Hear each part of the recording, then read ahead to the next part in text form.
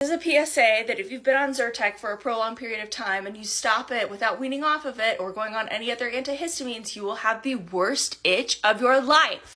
And before you say, why did you stop cold turkey and why aren't you taking another antihistamine? Well, I am getting allergy testing on Wednesday and I didn't know, like this seems obvious now, but I'd never had it before, so I didn't know that you have to stop taking all antihistamines a week before.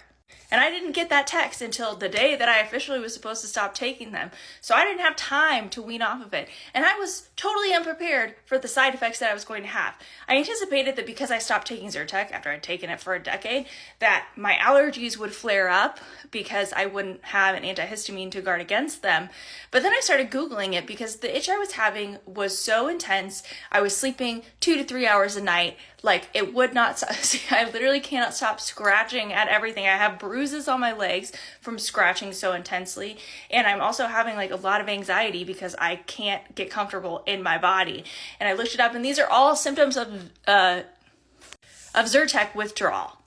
So if you or anybody you know is planning on having allergy testing soon, I would strongly suggest calling your primary care physician, letting them know you're on Zyrtec and you want to wean off of it. They can help give you a liquid version that I've heard is like upsets you less when you stop it, and you can gradually wean off of it, and then you can start on something like Allegra that seems to have less allergy withdrawal symptoms. Now granted, I'm not a medical practitioner, this is not medical advice, I'm just saying what I've heard from researching everything on Reddit and also watching some videos from allergists like Dr. Rubin on here. And what's really weird about it is like it doesn't manifest as a rash most of the time when it's Zyrtec withdrawal, although I do get like rashes the moment I start scratching.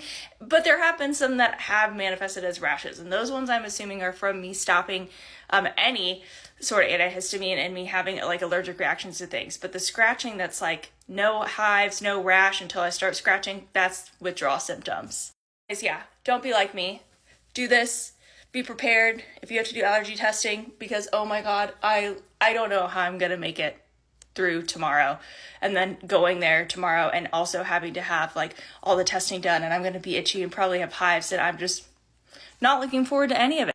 And hot tip, if you're somebody who has to use allergy eye drops, wears contacts, and you're really panicked because you also have to stop using any allergy eye drops and nose sprays, stuff like that, I found that flushing my eyes with like TheraTears or something like that, like a fake tear type eye drops, flushing them like 2 or 3 times with about 5 minutes between, and then putting my contacts in, I don't seem to have the same problems as like if I've just done nothing in my eyes, or my contacts will get cloudy and whatever. As for my nose, there's not really.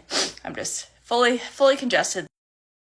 Actually, that's not true. I've still been doing my like nose rinse medical neti pot twice a day, which has helped with like not getting super clogged.